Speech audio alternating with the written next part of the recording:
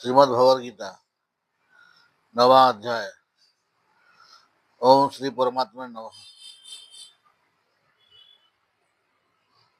उसके उपरांत श्री कृष्ण भगवान बोले, हे अर्जुन, तुझ दोष दृष्टि रहित भक्त के लिए इस परम गोपनीय ज्ञान को रहस्य के सहित कहूंगा कि जिसको जानकर तू दुख रूप संसार से मुक्त हो जाएगा। यह ज्ञान सब विद्याओं का राजा तथा सब गोपनीयों का भी राजा एवं अति पवित्र उत्तम प्रत्यक्ष फल वाला और धर्मयुक्त है। साधन करने को बड़ा सुगम और अविनाशी है। हे परम तप, इस तत्व ज्ञान रूप धर्म में श्रद्धा रहित पुरुष मेरे को न प्राप्त होकर मृत्यु रूप संसार चक्र में भ्रमण करते हैं। हे अर्जुन, मुझ सच्चिदानंद घन परमात्मा से यह सब जगत जल से बर्फ के सदृश परिपूर्ण है और सब भूत मेरे अंतर्गत संकल्प के आधार स्थित है। इसलिए वास्तव में मैं उनमें स्थित नहीं हूँ और वे सब भूत मेरे में स्थित नहीं है, किंतु मेरी जोग माया और प्रभाव को देख के भूतों का धारण पोषण करने वाला और भूतों को उत्पन्न करने वाला भी मेरा आत्मा वास्तव में भूतों में स्थित नहीं है।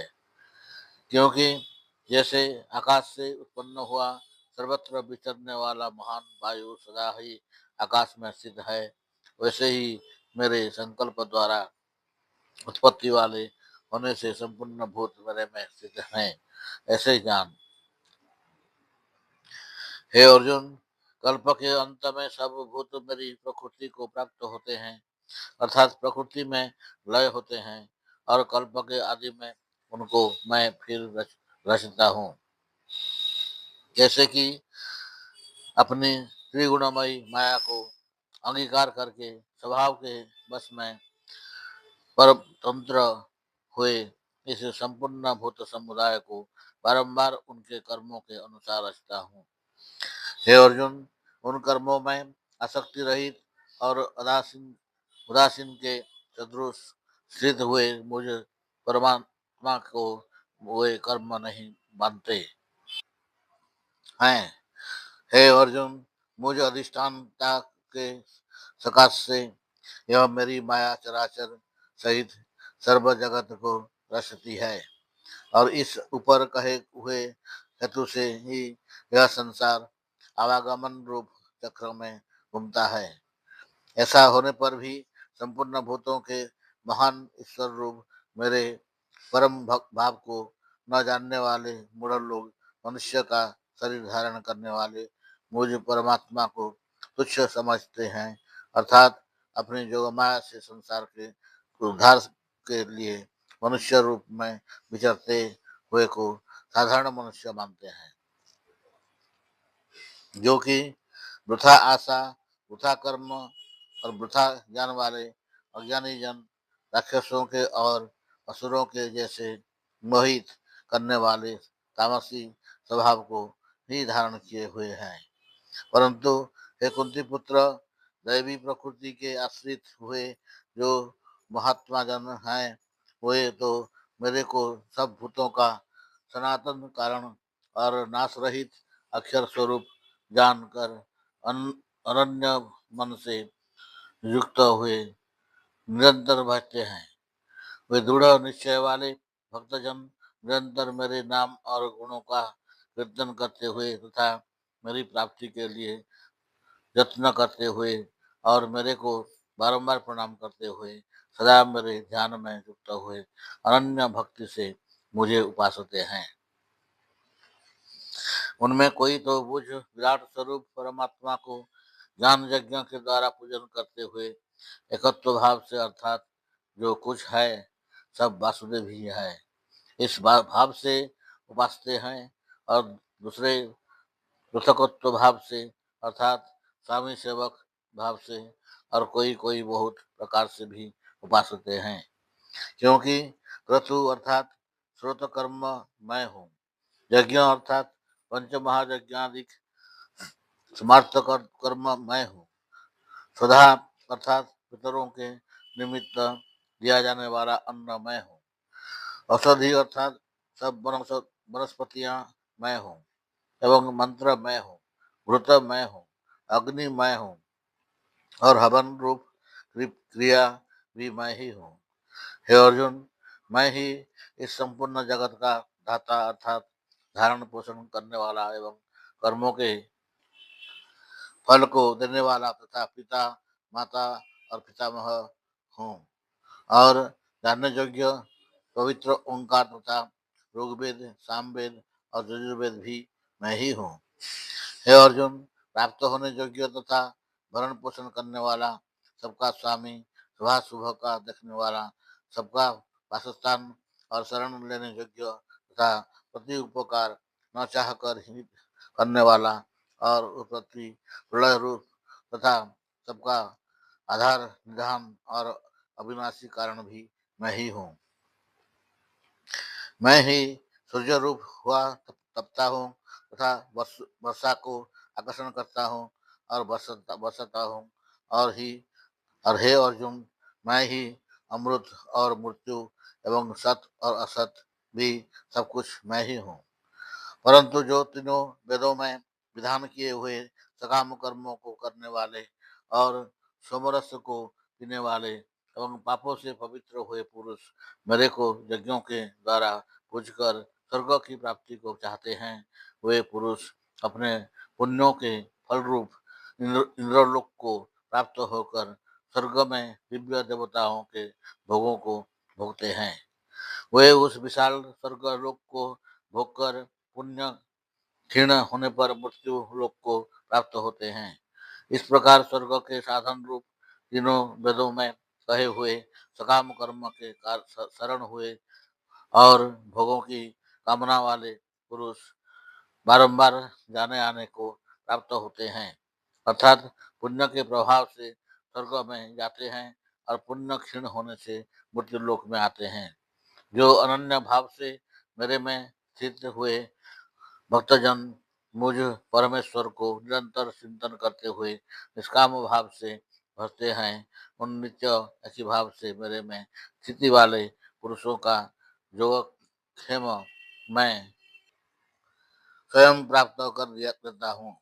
हे अर्जुन, यद्यपि श्रद्धा से युक्त हुए जो सकामी भक्त दूसरे देवताओं को पूजते हैं, वे भी मेरे को ही पूजते हैं, किंतु उनका वह पूजना अविधि पूर्वक है अर्थात अज्ञान पूर्वक है, क्योंकि संपूर्ण यज्ञों का भोक्ता और स्वामी भी मैं ही हूँ। परंतु वे मुझ अधियज्ञ स्वरूप परमेश्वर को तत्व से नहीं जानते हैं, इसी से गिरते हैं अर्थात पुनर्जन्म को प्राप्त होते हैं। कारण यह नियम है कि देवताओं को पूजने वाले देवताओं को प्राप्त होते हैं, पितरों को पूजने वाले पितरों को प्राप्त होते हैं, भूतों को पूजने वाले भूतों को प्राप्त होते हैं, और मेरे भक्त मेरे को ही प्राप्त होते हैं। इसलिए मेरे भक्तों का पुनर्जन्म नहीं होता। हे अर्जुन, मेरे पूजने में यह सुगमता भी है कि पत्र, पुष्प, फल, जल इत्यादि जो कोई भक्त मेरे लिए प्रेम से अर्पण करता है, उस शुद्ध बुद्धि निष्काम प्रेमी भक्त का प्रेम पूर्वक अर्पण किया हुआ वह पत्र पुष्पादि मैं सगुण रूप से प्रकट होकर प्रतिसहित खाता हूँ। इसलिए हे अर्जुन, तू जो कुछ कर्म करता है, जो कुछ खाता है, जो कुछ हवन करता है, जो कुछ दान देता है, जो कुछ धर्माचरण रूप तप करता है, वह सब मेरे अर्पण कर। इस प्रकार कर्मों को मेरे अर्पण करने रूप संन्यास योग से युक्त हुए मन वाला तो शुभाशुभ फल रूप कर्म बंधन से मुक्त हो जाएगा और उनसे मुक्त हुआ मेरे को ही प्राप्त होएगा। यद्यपि मैं सब भूतों में समभाव से व्यापक हूँ, न कोई मेरा अप्रिय है और न प्रिय है, परंतु जो भक्त मेरे को प्रेम से भजते हैं वे मेरे में और मैं भी उनमें प्रत्यक्ष प्रकट हूँ। मेरी भक्ति का और भी प्रभाव सुन, यदि कोई अतिशय दुराचारी भी अनन्य भाव से मेरा भक्त हुआ मेरे को निरंतर भजता है, वह साधु ही मानने योग्य है, क्योंकि वह यथार्थ निश्चय वाला है, अर्थात उसने भली प्रकार निश्चय कर दिया है कि परमेश्वर के भजन के समान अन्य कुछ भी नहीं है। इसलिए वह शीघ्र ही धर्मात्मा हो जाता है और सदा रहने वाली परम शांति को प्राप्त होता है। हे अर्जुन, तो निश्चय पूर्वक सत्य जान कि मेरा भक्त नष्ट नहीं होता, क्योंकि हे अर्जुन, स्त्री, वैश्य और शूद्रादि तथा पापयोनि पापयोनि वाले भी जो कोई होवे, वे भी मेरे शरण होकर तो परम गति को ही प्राप्त होते हैं। फिर क्या कहना है कि पुण्यशील ब्राह्मण जन तथा राजर्षि भक्तजन परम गति को प्राप्त होते हैं। इसलिए तो सुख रहित और क्षणभंगुर इस मनुष्य शरीर को प्राप्त होकर निरंतर मेरा ही भजन कर। अर्थात मनुष्य शरीर बड़ा दुर्लभ है, परंतु हे नाशवान और सुख रहित, इसलिए काल का भरोसा न करके तथा अज्ञान से सुख रूप भासने वाले विषय भोगों में न फंसकर निरंतर मेरा ही भजन कर। केवल मुझ सच्चिदानंद घन वासुदेव परमात्मा में ही अनन्य प्रेम से नित्य निरंतर अचल मन वाला हो और मुझ परमेश्वर को ही श्रद्धा प्रेम सहित निष्काम भाव से नाम, गुण और प्रभाव के श्रवण, कीर्तन, मनन और पठन पाठन द्वारा निरंतर भजने वाला हो तथा मुझ शंख चक्र गदा पद्म और किरीट कुंडल आदि भूषणों से युक्त पीताम्बर बनवाला और कौस्तुभ मणिधारी विष्णु का मन, वाणी और शरीर के द्वारा सर्वस्व अर्पण करके अतिशय श्रद्धा, भक्ति और प्रेम से विह्वलता पूर्वक पूजन करने वाला हो और मुझ सर्वशक्तिमान विभूति, बल, ऐश्वर्य, माधुर्य, गंभीरता, उदारता, वात्सल्य और सुहृदता आदि गुणों से संपन्न सबके आश्रय रूप वासुदेव को विनय भाव पूर्वक भक्ति सहित साष्टांग दंड प्रणाम कर। इस प्रकार मेरे शरण हुआ तू आत्मा को मेरे में एक ही भाव करके मेरे को ही प्राप्त होएगा। हरि बोल। ओम इति श्रीमद्भगवद गीता रूपी उपनिषद एवं ब्रह्म विद्या तथा योग शास्त्र विषयक श्री कृष्ण और अर्जुन के संवाद में राज विद्या राजगुह्य योग नामक नवा अध्याय। हरि बोल।